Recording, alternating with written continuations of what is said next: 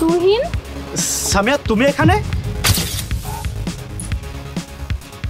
বিয়ে 2 বছরই হয়নি, তুমি আমাকে এর মধ্যেই ডিভোর্স দিয়ে চলে যাচ্ছ? আমি তোমার সাথে থাকতে পারবো না, কারণ তোমার সাথে থাকা যায় না। আমার ফ্যামিলি আমাকে ঠিকই বলতো যে আমি তোমার সাথে থাকতে পারবো না, তা আমি জোর করে তাদের সাথে ফাইট করে আমি তোমাকে বিয়ে করেছিলাম। আমার মধ্যে কমতিটা কোথায় আমাকে একটু বলো তো। কোথায় আবার? এভাবে কি জীবন চলে? ছোট ছোট জিনিসের জন্য তোমাকে আমাকে 100 বার বলতে হয়। কি আছে আমাদের কাছে সুখে থাকার জন্য?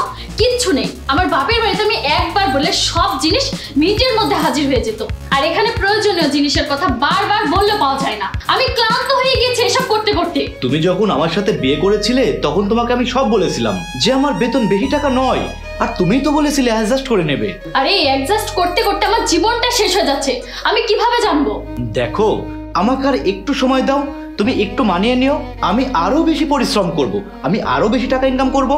দেখো, এভাবে আর সম্ভব নয়, আমার দম বন্ধ হয়ে আসছে। আরে তুমি চলে গেলে তো আমি নিঃশ্বাস নিতে পারবো না। এক কাজ করি, কিছুদিনের জন্য আমরা একটু আলাদা থাকি, আমি আমার বাপের বাড়ি যাচ্ছি। ফিরে আসবে তো?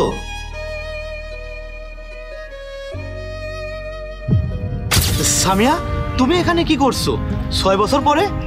আমি তো এখানে আমার বোনকে নিতে এসেছি, আর তুমি? আমার ট্রান্সফার হয়ে গিয়েছে, তাই আমি এখানে শিফট হয়ে গিয়েছি। কেমন আছো তুমি? আছি, ভালো আছি। এই 6 বছরে তুমি একবারও আমার সাথে যোগাযোগ করার চেষ্টা করোনি? আসলে আমি অনেক বিরক্ত হয়ে পড়েছিলাম, তার সাথে সাথে আমি অনেক ভেঙে পড়েছিলাম, তাই আমি ভেবেছিলাম হয়তো আমাদের দুজনের আলাদা থাকাটাই বেটার হবে, কিন্তু আমি এখনো কিছু ভুলতে পারিনি। কেন সামিয়া, আমরা কি একবার বসে কথা বলতে পারতাম না? ভুলে যাওয়াটা কি এতই সহজ ছিল? দেখো তুহিন, আমি ভুলছিলাম, কিন্তু ওই সময় আমার যেটা ভালো মনে হয়েছে আমি ওইটাই করেছিলাম। তোমার জীবনে সবকিছু ঠিকঠাক আছে তো? বিয়ে করেছো তুমি? না, বিয়ে করিনি। এখন আমি বাবা মার সাথেই থাকি, কাজে কামে মন দিয়েছি, তার সাথে সাথে তোমারও অপেক্ষা ছিল একটু। আচ্ছা তুমি বলো, তুমি বিয়ে করেছো? না, আমিও বিয়ে করিনি। তুমি চলে যাওয়ার পরে আমিও প্রচন্ড ভেঙে পড়েছিলাম। প্রথমে 1 বছর তো তোমার সাথে দেখা করা, কথা বলার অনেক চেষ্টা করেছি, কিন্তু তুমি কোনো মতেই রাজি হওনি। তারপর আস্তে আস্তে নিজেকে সামলে নিয়ে নিজের ফুল ফোকাস ক্যারিয়ারে দিয়েছি। আমি তোমার সাথে প্রচুর অন্যায় করেছিলাম, তাই না? আমরা যদি তখন বুদ্ধিমানের মতো বসে কথা বলতাম তাহলে সবটাই হয়তো ঠিক হয়ে যেত।